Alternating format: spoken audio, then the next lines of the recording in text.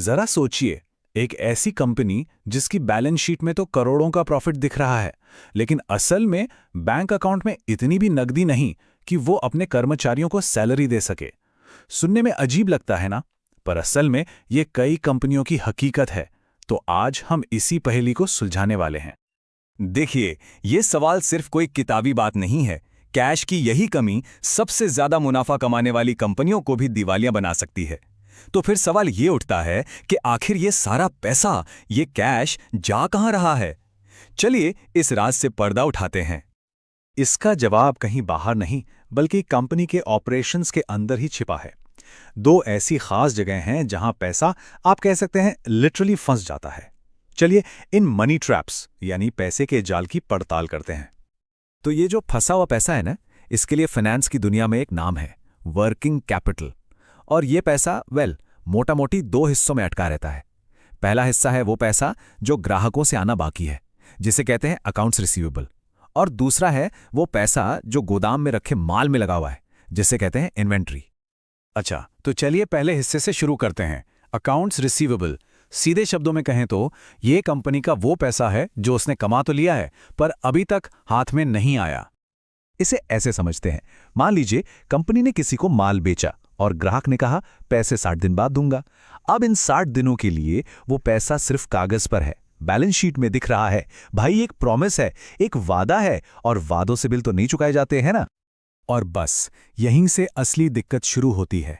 जितना लंबा ये अकाउंट्स रिसीवेबल का नंबर, समझो उतना ही ज्यादा कंपनी का पैसा मार्केट में कस्टमर्स के पास फंसा हुआ है। और जब पैसा बैंक अकाउंट में है ही नहीं, तो फिर सैलरी कैसे देंगे, सप्लायर्स को पेमेंट कहां से होगी?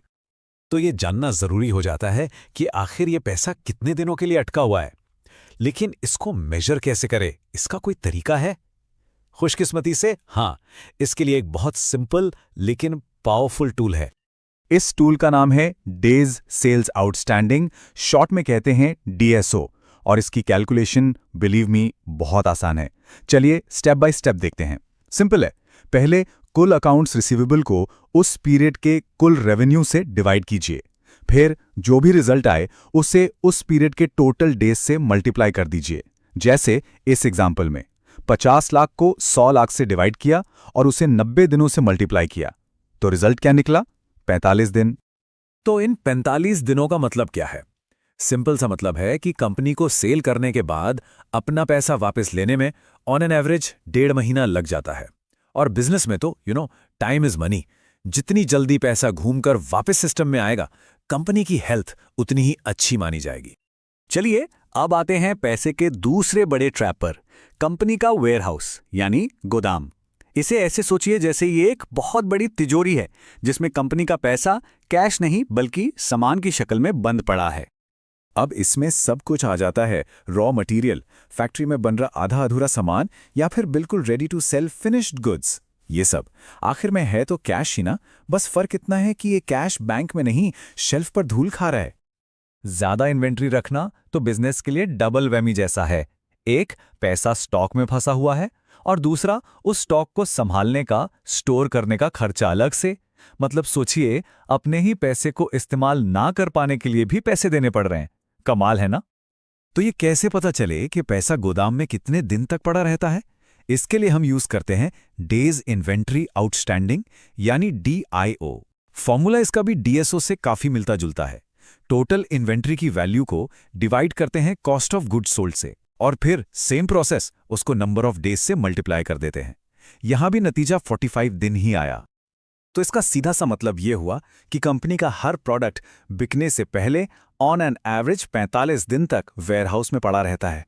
पूरे 45 दिन। सोच के देखिए, 45 दिन तक कंपनी का पैसा एकदम कैद, और उसके लिए कुछ भी नहीं कमा रहा। बहुत हो गई थ्योरी। चलिए अब इन सब कॉन्सेप्ट्स को रियल एक्शन में देखते हैं। हम एक हाइपोथेटिकल कंपनी लेंगे, इसका नाम रखते हैं कंपनी ABC, और इसकी बैलेंस शीट की थोड़ी जासूसी करते हैं। देखते हैं पैसा कहाँ छिपा है। तो ये है कंपनी ABC के पिछले 4 क्वार्टर्स का डेटा। पहली नजर में हो सकता है ये सिर्फ नंबर्स लगें, लेकिन बिलीव मी, इन नंबर्स के पीछे एक पूरी कहानी छुपी है, और हम उसी कहानी को अब डिकोड करने वाले हैं। सबसे पहले DSO ट्रेंड पर फोकस करते हैं। Q2 में देखिए, ये चिंताजनक तरीके से 41 दिन तक पहुंच गया था, एक प्रॉब्लम साइन।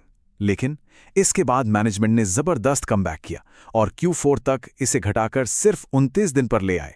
क्या शानदार कैश मैनेजमेंट है। और लगभग ऐसी ही कहानी हमें DIO में भी दिखती है। Q2 में ये 48 दिन के पीक पर था, लेकिन फिर मैनेजमेंट ने इन्वेंट्री पर कंट्रोल किया और Q4 तक इसे 34 दिनों पर ले आए। इसका साफ मतलब है, अब माल तेजी से बिक रहा है, गोदाम में पड़ा नहीं रहता। तो कंपनी ABC की कहानी का टेक अवे क्या है? सबक यह है कि एक मुश्किल Q2 के बाद कंपनी ने अपने वर्किंग कैपिटल पर कंट्रोल वापस हासिल कर लिया। अब वो कस्टमर से पैसा भी जल्दी ले रहे हैं और अपना माल भी जल्दी बेच रहे हैं, और यही एक हेल्दी और ग्रो कर रही कंपनी की निशानी होती है।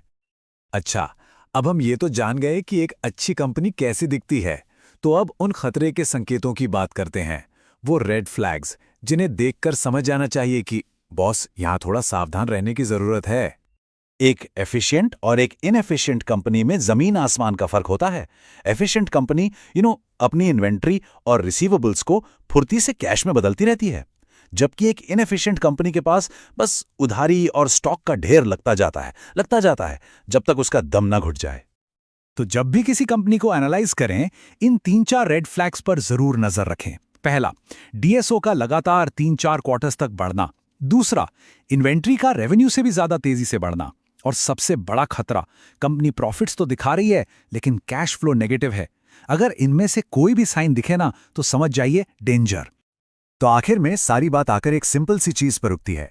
लोअर DSO और लोअर DIO का मतलब है कि कंपनी के सिस्टम में पैसा तेजी से घूम रहा है, सर्कुलेट हो रहा है, और ये तेजी से घूमता हुआ कैश ही वो इंजन ऑयल है, वो फ्यूल है जो कंपनी की ग्रोथ की गाड़ी को आगे बढ़ाता है। तो अगली बार जब भी कोई इन्वेस्टमेंट अपॉर्चुनिटी सामने आए, तो सिर्फ प्रॉफिट के नंबर्स देख के एक्साइटेड मत हो जाइएगा। एक सवाल जरूर पूछना, इस कंपनी का पैसा कहीं फंसा हुआ तो नहीं है? आज जो टूल्स हमने डिस्कस किए हैं, उनकी मदद से इस सवाल का जवाब ढूंढा जा सकता है और बेहतर फाइनेंशियल डिसीजंस लिए जा सकते हैं। Disclaimer. Educational content only. Not SEBI registered. This is not a buy/sell recommendation. Invest at your own risk.